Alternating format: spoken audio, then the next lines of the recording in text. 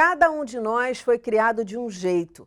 Além disso, nossa essência, as experiências que passamos, as lições que aprendemos ao longo da vida, tudo marca a nossa personalidade. A partir de agora, este programa vai ouvir as pessoas de uma forma diferente. A gente vai mergulhar no universo humano e trocar ideias para entender como, em meio a tanta diversidade, funciona o processo de educação.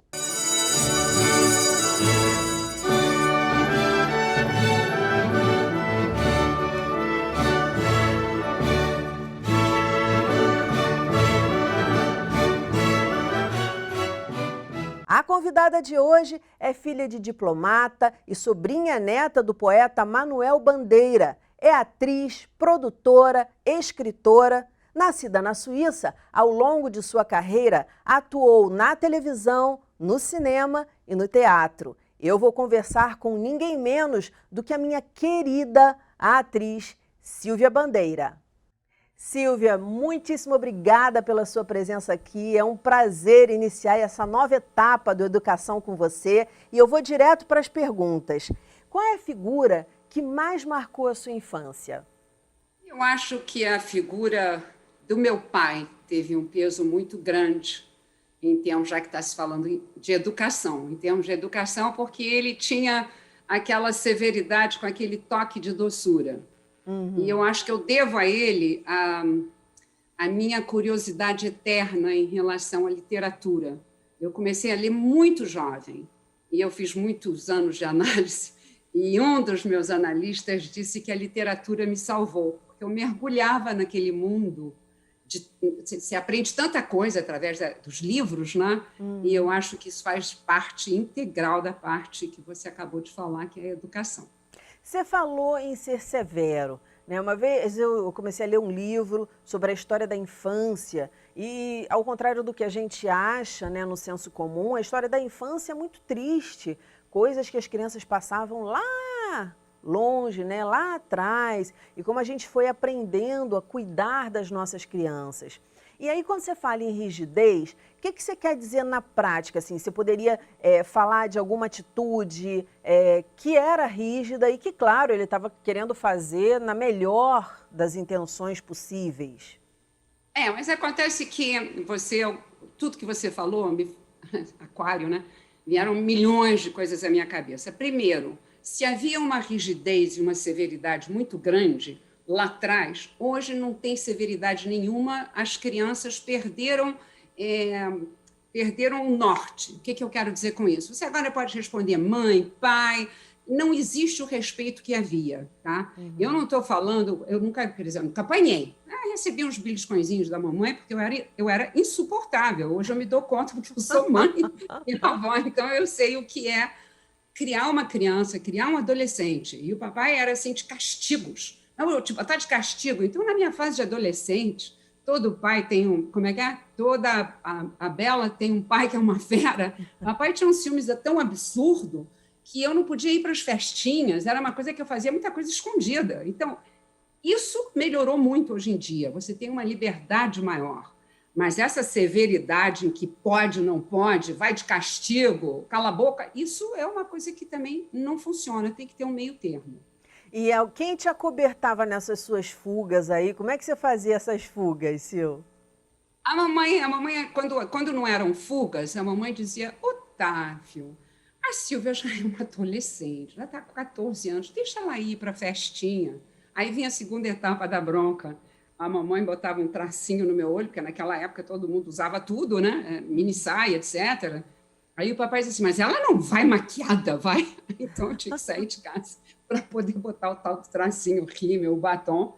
E ela passava a semana conquistando meu pai para deixar eu ir à festinha. Só que eu era assim, a primeira a chegar e a primeira que eles buscavam. E lá naquela época todo mundo ia sozinho. Então, enfim, essas coisas eram assim um pouco excessivas. Eu lembro, eu fui criada pela minha avó que nasceu em 1921, imagina. E eu também era a primeira a chegar e era a primeira a sair, estava lá. Eu lembro uma vez que o meu irmão, a gente estava numa patinação e o meu irmão, criado pela minha avó, pela minha mãe, tinha mais liberdade. Ele, não, você está comigo, você está comigo. Menina, quando eu desci, o tempo depois, você não imagina a bronca, ela só falou assim para mim, nunca mais, hein? Nunca mais. Mas sempre tentando acertar, né? Sempre achando que aquela era educação. Moça direita tinha que estar em casa até as 10 horas da noite, até porque no final de festa sempre rolava uma briga. Mas eu queria que você me dissesse que forma essa educação que você teve na infância marcou a sua vida dali para frente? Eu tenho um tipo de infância pouco comum, porque, como brasileira, eu nasci em Genebra, na Suíça, e eu passei os primeiros 18 anos da minha vida vivendo em muitos países. Então, eu adquiri naturalmente a facilidade. Primeiro, eu sou poliglota, não tem nisso nenhum, papai brincava comigo, não tem nenhum motivo de show-off. Ah, sabe falar vários idiomas. Não é isso. Eu fui alfabetizada em inglês. O primeiro idioma que eu escutei foi da governanta que cuidava de mim, que era Suíça, era Genebra, se fala francês. Depois eu fui realmente morar em Paris, então fui no colégio de freiras, que se falava francês, obviamente. Nos Estados Unidos eu aprendi inglês várias vezes, porque eu estive em Chicago, depois estive na Austrália, o sotaque mudou um pouco daquela coisa americana nasalada para um inglês um pouquinho mais britânico, se você quiser. E o que mais? Estive na Guatemala, onde eu aprendi espanhol, porque tudo que é brasileiro acha que bota um T no meio da conversa que está falando espanhol, mas não está. Falar espanhol é diferente de dizer porque você sabe que eu sou. Enfim, o que eu quero dizer é que isso foi uma forma de educação muito legal, ao mesmo tempo que a gente não pode deixar de chamar a atenção que é confuso para uma criança fazer e desfazer lares ao redor do mundo, fazer e desfazer amizades. Né? Eu tenho amigos até hoje com quem eu me correspondo, né? Espalhados pelo mundo. Então, eu tenho até hoje aquela inveja branca do meu marido, que foi sempre do Santo Inácio e que, não sei quantos anos depois da formatura, todo ano eles se reúnem, tudo já mais velhinho, se reúnem. Eu vou me reunir com quem? Eu tenho o 3º ano primário de um colégio chamado São Patrício, que não existe mais. Então, o que você está querendo dizer, Silvia, é que teve um lado positivo de muita cultura, muita gente pensando diferente, de línguas diferentes, mas, ao mesmo tempo, você acabou não criando raízes, especialmente no momento em que a gente não tinha a tecnologia que a gente tem hoje. Perfeito. Eu não tinha raízes, porque as raízes eram criadas em cada país para onde o meu pai, ou cada cidade de cada país para onde o meu pai era transferido. Então, se por um lado eu posso hoje reconhecer que é muito positivo saber que eu sou uma pessoa que entendo vários idiomas e entendo a forma diferente de cada povo. Vou dar até um pequeno exemplo. O americano, ele está com você, ele não te toca, tem uma distância. O brasileiro, o latino, se abraça, se beija. Eu, quando cheguei aqui, aquilo me causava espécie, como diria a mamãe. Causava espécie, todo mundo abraçando muito. Hoje em dia, eu sou a primeira, até porque, como atriz, isso é tão natural, mas havia uma cultura de um certo distanciamento. Então, dependendo do país, você tinha que se adaptar a essas mudanças. E as mudanças, para uma criança, para uma adolescente, são sofridas na medida que o que eu queria mesmo era do samba, era do feijão com arroz, do guaraná, que eu nem gosto muito de guaraná, mas lá fora eu queria guaraná. Sim, eu queria ver minha família. Né? Então, as saudades misturadas com o fascínio de estar em lugares muito interessantes. Eu acho que é isso, mas que me deu uma base de educação, que eu vou dizer para você, que eu acho muito legal. Na Copa do Mundo, uma coreana super gente boa, né? Não sei o quê. A gente se encontrou uma vez, eu ajudei, e aí um dia ela chega e dá um pulinho assim na minha frente, tipo, dei um pulinho. Quando ela deu aquele pulinho, o que a latina fez? Agarrou a menina, e a menina parecia um pedaço de pau, assim, tipo, que louca é essa que está me agarrando? Aí eu imediatamente soltei e falei, Daniela, pelo amor de Deus, você é relações públicas, devia saber isso, mas naquela coisa, naquele fascínio, sabe, porque eu sou muito apaixonada. Então, a gente daqui a pouco vai chamar um VTzinho, porque eu fui para a rua, mas antes disso, eu queria ouvir de você, qual foi o professor que te marcou? Você teve algum professor assim que te marcou e por que ele te marcou? Não vou lembrar de nomes, porque eu tive professores ótimos e professores chatíssimos. Mas o professor que sempre me marcou era aquele que conseguia tornar aquela aula viva. Eu vou voltar mais uma vez à admiração enorme que eu sempre tive pelo meu pai. E eu nunca fui uma pessoa muito estudiosa. Era aquela coisa vapt-vupt, estudar de última hora.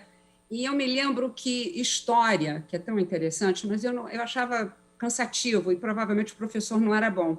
E eu tinha uma prova no dia seguinte, e eu cheguei com a pauta, e eu morava no Chile, nessa época, em Santiago do Chile, e eu estava num colégio que era francês. E eu disse, papai, eu não sei nada dessa matéria da Idade Média, e tem muitos nomes e não sei o que lá. Primeiro eu levei muita bronca, como que você me dá isso de última hora? Depois ele tornou aquele episódio, aqueles 2 capítulos tão fascinantes, que na hora eu tirei a melhor nota, porque eu era assim, ou a melhor ou a pior. Mas nesse dia, especificamente, ele me fez ver aquele período da Idade Média, do que estava acontecendo. Aquela história, né? Ele te mostrou um cenário, você mergulhou mostrou ali. Um cenário. Isso, por isso é que eu digo para você que é um pouco difícil, às vezes, eu lembrar de um determinado professor, porque eu diria que o melhor professor é sempre aquele que consegue fazer você prestar atenção.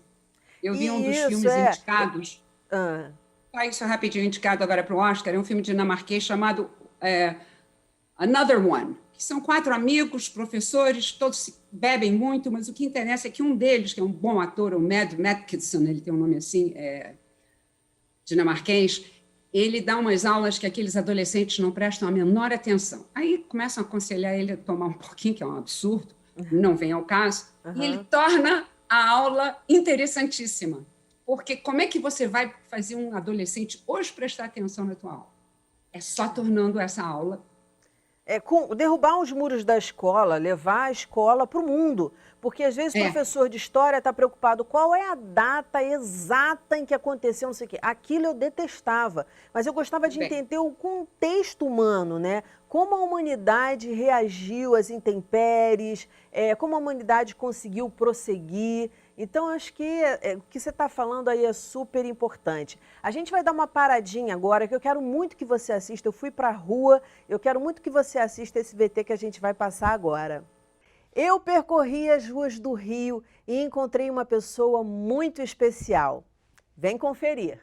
Eu estou na Vila Olímpica Arthur da Távola, em Vila Isabel, um lugar de muito verde e paz, tranquilidade, é tudo que um ser humano precisa e tem direito. Esse não era o caso da minha entrevistada Isabela Lopes, que vivia uma situação de aprisionamento psicológico, e ela vai contar um pouquinho para a gente essa história. A educação e o tratamento psicológico foram fundamentais para que ela pudesse se libertar. Isabela, bem-vinda ao Educação. Eu queria que você falasse um pouquinho sobre o que você passou. Que aprisionamento era esse? Que história é essa? Olá, Dani. Tudo bem? Então, um aprisionamento emocional, né? Na verdade. Porque eu tive 2 filhos no meu primeiro casamento e eu me sentia muito sozinha. Então, eu conheci o meu ex-parceiro, né? E acho que ele viu uma certa fragilidade ali e entrou nesse circuito e tal. E ele me tratava feito uma rainha. Então, assim, me tratava feito uma rainha, mas tudo que não se deve fazer no relacionamento ele fazia. Me traía, mentia e, assim, ameaçava me deixar depois que eu já estava acostumada com ele, acostumada com a presença dele. E eu ficava muito triste, porque eu gostava muito dele, né? E me sentia protegida, uma falsa proteção, né? Que não existia. Controlava seus horários? Controlava tudo. Inclusive, assim, essa prisão não era só emocional, era uma prisão financeira também, né? Eu sempre trabalhei, sempre fui independente, trabalhei. E, assim, ficava sempre tudo mais pra mim. Inclusive, assim, perdi 2 carros, né? Porque eu tinha um terreno de herança e aí eu vendi esse terreno, comprei um carro para ele trabalhar, acabou que ele não trabalhou, mas ele ficou com o meu carro porque, de alguma forma, ele me envolveu de um jeito que eu coloquei o carro no nome dele. E quando a gente se separou, ele ainda me ameaçou, dizendo que se eu não entregasse o carro, ele ia chamar a polícia. Um carro que eu comprei com o meu dinheiro. Mas enfim, né? Ele me aprisionava dessa forma, mesmo eu sendo estudado, como que pode isso? Aí você pergunta, como é que uma pessoa que fez uma faculdade de pedagogia se deixa envolver dessa forma? Se deixa envolver. O emocional, ele acaba com a gente. Acaba. Então, assim, eu conversando com a minha filha, ela estuda na Fundação Osório, então, assim, ela é muito antenada. Ela começou a abrir meus olhos para determinadas coisas que eu não estava enxergando. E ela tinha apenas 14 anos. E aí eu decidi que eu não queria mais aquilo para minha vida. Decidi me mudar e não queria mais ficar com ele. E assim, ele me agrediu, quase me matou, me arrancou 7 dentes, abriu meu supercílio, estourou meu tímpano. E era um homem que eu achava que me protegia. Não fosse os vizinhos, ele teria me matado. Então assim, eu fiquei numa fase da minha vida muito triste. Mas eu lembrei, eu falei, gente, eu estudei, por que eu tô assim? Eu não preciso passar por isso. Nesse dia que houve essa agressão, como é que você saiu dessa situação? Você saiu de casa, ele saiu de casa, como é que foi isso? Depois você apanhou, que você quase morreu, como é que foi isso? Eu quebrei o vidro, pedi socorro, os vizinhos vieram socorrer. Senão acho que ali seria meu fim, de verdade. Porque assim, meu ex-companheiro tinha quase 2 metros de altura, 100 e poucos quilos. Então, assim, eu virei realmente um boneco na mão dele. Foi uma agressão, assim, tamanha. Gente, mulheres, não se permitam. Nunca. Ninguém precisa disso. A gente não precisa disso. Deus nos capacitou pra gente lutar, criar nossos filhos. A gente não precisa passar por isso. A gente precisa, sim, de um homem para ser companheiro. Não para nos manipular e nos fazer refém dele. E aí, os vizinhos tiraram ele de casa, levaram você para o hospital? Uma aluna me levou para o hospital. Uma aluna, Caroline. Ela me levou para o hospital, eu fui na delegacia, dei parte, nada aconteceu. Normal, né? Até hoje? Até hoje não. Isso tem quanto tempo? Foi em junho de 2018. Nossa. Nada aconteceu. Sendo que quando eu fui na delegacia, eu soube que ele já tinha agredido uma outra pessoa. Eu não vou citar o nome dela porque não tem nada a ver, mas já havia uma queixa de violência doméstica contra uma ex-companheira. É uma ex-companheira que... E aí, você começou a fazer um tratamento psicológico para poder te tirar daquela situação? Desse buraco. Um buraco, porque assim, eu deixei de existir, né? Comecei a fazer um tratamento psicológico, voltei a estudar, fazer cursos e aí eu conheci a Andreise. Fiz cursos de trança, que trança resgata nossa identidade, né? E fui me levantando e também conheci uma pessoa muito especial na minha vida que, assim, hoje eu posso dizer que eu sei que o que é ser casada. Porque é uma pessoa que soma comigo, tá sempre comigo para tudo. A gente não tem segredo de nada, de ganhos, de gastos. Então, assim... E educação? Como é que você acha que a educação entra aí nessa tua história? Você falou no início... Ah, poxa, eu tinha toda a condição de sair porque eu tinha uma formação. Eu sei que depois disso você foi fazer mais cursos ainda. Onde é que a educação entra nessa tua libertação? A educação nos dá asas para voar, né? Para fazer o que a gente quiser, né? Então, assim, quando eu me dei conta de que, poxa, eu sou auxiliar de enfermagem, eu sou pedagoga, eu sou cozinheira industrial. Então, assim, eu tenho estudo, né? Eu não preciso ficar dependente de ninguém. Eu fui voar. Você tinha todos os instrumentos ali na sua mão, a arma, as ferramentas. Isso. E eu não aproveitava. Por que eu não aproveitava? Por omissão, por pressão, né? De estar presa naquele relacionamento abusivo. E aí eu me libertei. Então, assim, na educação eu conheci muitas outras pessoas, outros horizontes, outros pensamentos. E a gente começa a trilhar novos caminhos. Hoje você tem curso de quê? Fala aí pra gente encerrar a entrevista. Então... Eu sou pedagoga, sou cozinheira industrial, sou auxiliar de enfermagem, sou extensionista de cílios, sou transista, né, minha mais nova profissão, e pretendo fazer muito mais. Gente, estuda, vale muito a pena estudar. Não precisa ser um conhecimento acadêmico, um conhecimento técnico, já basta. Você consegue se sustentar sozinha e você não precisa de, seja homem, seja mulher, qualquer parceiro, para nada. Seja autossuficiente. Obrigada, Isa. Nada, eu que agradeço. Sucesso para você. Obrigada. E obrigada pela sua coragem de contar para as pessoas, para os telespectadores, tudo que você passou. Tem que contar. As mulheres precisam ter coragem. Voltamos ao estúdio. Que história forte. Silvia, o que você diria para outras mulheres que passam por essa situação aí semelhante à da nossa entrevistada? É uma história muito forte, uma história terrível e, como você disse, uma pessoa, uma moça que tinha educação, né? Mas eu acho que as mulheres entram num envolvimento amoroso que é difícil perceber até acontecer os sinais de violência. Ah, isso vai passar, ah, isso é do temperamento.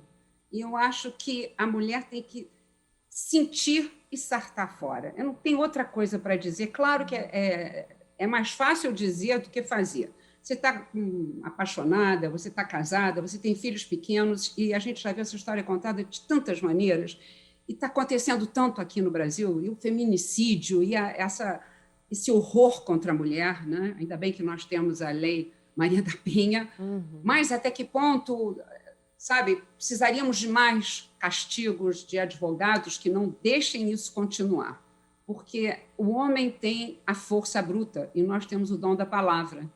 E eu não sei o que faz com que certos homens tenham tanto ódio a ponto de querer aniquilar a figura que eles dizem amar. Então, eu não sou abalizada no assunto, eu só sei que eu não ficaria. Eu tive um relacionamento, não de bater, mas que essa pessoa que é um pesadelo na minha vida, que eu não menciono nem nome, não faz parte das minhas entrevistas, foi o pior ano da minha vida, eu era bem jovem, mas os ciúmes dele era tão doentio que eu tinha uma pessoa que estava sempre me seguindo para ver onde eu ia. Ele foi horror, é uma prisão. Era uma coisa horrorosa. Então, talvez eu não me desse conta, porque eu saí fora rapidamente. No programa de educação pode falar sartei, né? Ah, pode então, sim, aqui é tudo na descontração. Eu quero dizer é que eu saí fora, graças a Deus, porque era um absurdo. Quer dizer, eu me lembro uma vez alguém me fazendo elogio, mas como ela é bonita, ele botou a mão em volta e disse, muito obrigada. Eu disse, que isso, não sou seu cavalo, porque ele tinha um cavalo na época, porque você elogia a mulher e quem tem que agradecer o marido, quer dizer, era uma sensação de posse absurda, mas saí. Então, eu acho que quem sente que existe, e se tiver violência física, tem que sair na hora, não pode admitir esse tipo de comportamento. Mas, mais uma vez, é muito difícil você aconselhar uma pessoa que não percebe, acha que vai passar. A gente sempre fica achando, por isso tem essa coisa do abusador, né? Ele te dá com uma mão e te tira de outra, e te bate de outra, e aí eu não estou falando nem de violência física, te bate te controlando, te cerceando, te fazendo uma pessoa completamente que é uma violência enorme. Um robô. Você falou de uma frase que você queria repetir, que você achava muito importante. Eu queria que você falasse aqui no ar para a gente. Eu acho que é importante para um programa ligado à educação, porque se fala muito o que é o voto, como é que é votar, como é que não é votar. E tem uma frase do Raul de Leone que eu acho muito bacana. Para votar, você tem que ter educação para saber votar. E você tem que ter liberdade para poder votar. Né?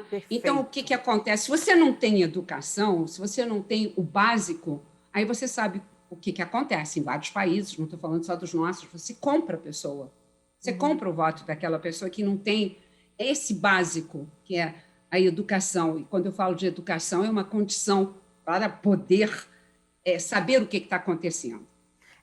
Só queria falar isso, que eu acho que tem a ver com, né, sim, com o programa. E eu entendo que você está falando de educação, não é saber equação matemática, mas é uma educação que te leve a um espírito crítico. E daí vem essa coisa, derrubar os muros da escola e trazer a vida para as pessoas, para aquelas crianças. E você pode trabalhar diversos conteúdos a partir disso, histórias a partir disso. Enfim, é uma maravilha. Qual a forma que você acha, eu estou aqui dando a minha opinião, mas eu quero ouvir a sua, qual a melhor forma de aprender algo? Você aprende realmente alguma coisa através de experiências. As experiências vividas, as positivas e as negativas, porque ninguém tem aquela vida que a gente vê tão bonitinha nos Instagrams e Facebooks da vida, em que são sempre todo mundo muito feliz, fotos lindas. Tem muitas coisas sofridas. O nosso país, o Brasil, está sofrendo uma coisa inenarrável nesse momento, né? Que são as faltas de vacina, a falta de leitos, é um sofrimento que a gente não consegue mais ouvir falar nisso, né? Eu tenho um lado, que eu acho que também é uma coisa que você iria mencionar, como fugir dessa coisa sofrida que a gente está vivendo hoje em dia. Quer dizer, eu sou uma atriz que, no momento, não estou podendo exercitar minha profissão. Estou com um projeto maravilhoso com um ator e cantor, que é o Maurício Badu, ligado à vida do Charles Navour. Tenho minhas aulas de canto, tenho online a minha análise, tenho ginástica, faço uma aula, você falou de Coreia, a minha caçula que está grávida e eu estou na maior felicidade, está morando em Seul e ela arrumou um jeito, como são 12 horas de diferença, de me fazer uma aula de Mat Pilates. Eu aqui às 8 da noite com a professora dela, que é do Rio, e ela em Seul. Nossa. Então eu fico da gravidinha e é uma forma de me obrigar a fazer um alongamento, fazer alguma coisa e não ficar nessa lassidão que a gente fica quando não tem alguma coisa te ligando. E aí perdi o fio da meada total, você volte para onde você quiser. Não, eu quero voltar para uma outra pergunta. Se você tivesse que ensinar alguma coisa, se depois de todas as suas dores, de superar adversidades, das suas felicidades, se você tivesse que mandar uma mensagem para alguém, qual seria essa mensagem em torno da educação? Em torno da educação é de ter a consciência de querer sempre estar aprendendo alguma coisa. Né? É algum curso, é online, hoje em dia está difícil você fazer presencial, mas online. Né? Então, é ler os livros, os grandes autores, dependendo da profissão, é mergulhar num mundo que não seja só o nosso celular, só o diálogo com o outro, quer dizer, eu preciso ter esse olhar em relação a coisas que me estimulem, eu digo, intelectualmente, porque, no mais, o único conselho que eu acho que eu posso dar, que não é um conselho, é uma forma de ser, é você ter, apesar das adversidades, alguma coisa de otimismo, acreditar que isto também passará. E que sempre é uma oportunidade da gente aprender. Como você acha, como mãe, que deveria ser a educação de um ser humano? Isso é tão difícil. É você talvez não usar, porque todos nós sempre vamos nos queixar de como papai e mamãe nos criaram. Eles deram o melhor. Sim. Naquela época, naquele tempo, foram os pais possíveis. O importante é você ser amado e amar. Né? Isso não tenho a menor dúvida. Erraram. Eu também errei muito com os meus. Então, o conselho é você ouvir mais a criança, mas sempre dando limites. Eu acho que isso é meio que o que deveria acontecer, mas nem sempre acontece. E esses limites, você acredita que devem ser no diálogo, devem ser de uma forma mais incisiva, tipo, bota no cantinho para pensar um pouquinho? Como é que seria esse limite hoje para você? Dentro de uma compreensão, eu acho que tem que ter o lado lúdico, mas na hora que a criança sente que vai montar, aí você tem que dar um limite. Não, por aí não pode ser. Então, tem que haver um castigo, entre aspas, que não é um castigo, é uma forma da criança entender. Naquele momento, não foi legal o seu comportamento. Mas também não adianta o tempo todo você pegar um ser muito pequeno, 4, 5, 6 anos de idade, estou falando dessa fase, e dizer, meu filho, vamos perceber, ou tentar entender o que se passa na sua cabeça. Ele não está entendendo. Nesse momento, você tem que dar um pequeno castigo, sim. Agora você vai um pouco para o teu quarto para pensar no que você fez, depois a gente conversa. Porque senão fica só uma coisa psicológica, que é você dizer para ele, meu filho, o que existe na tua cabeça que fez você ter esse comportamento? Não.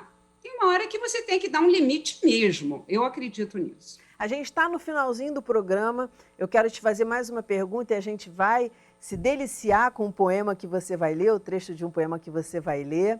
Mas eu queria que você dissesse o seguinte, nas adversidades que você passa na sua vida, o que da sua educação, e aí não é educação só na infância, é educação na escola, nas suas viagens, educação em momentos de vida que você aprendeu algumas lições, nas adversidades, como é que você faz para superar?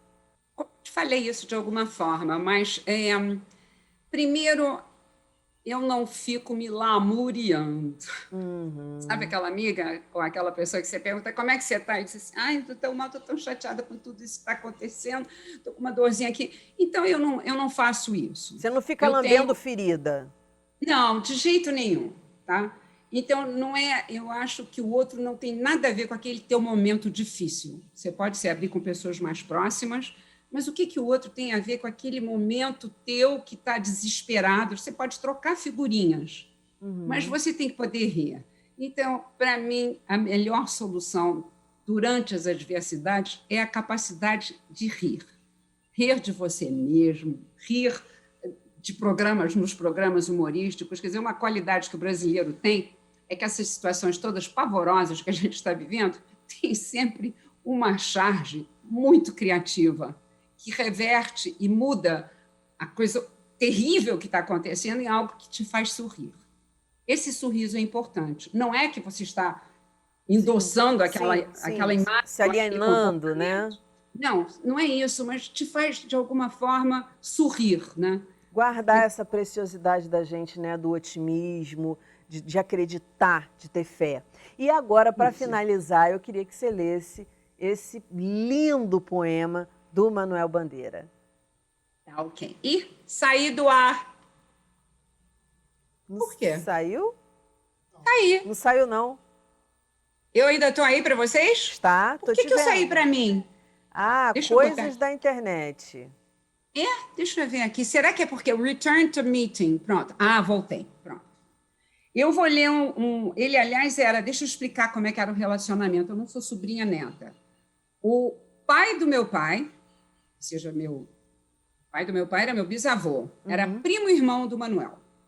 Tá? Então, eu sou prima, nem sei em que grau. Dá aquele nó, né? Mas é o Souza Bandeira que está lá.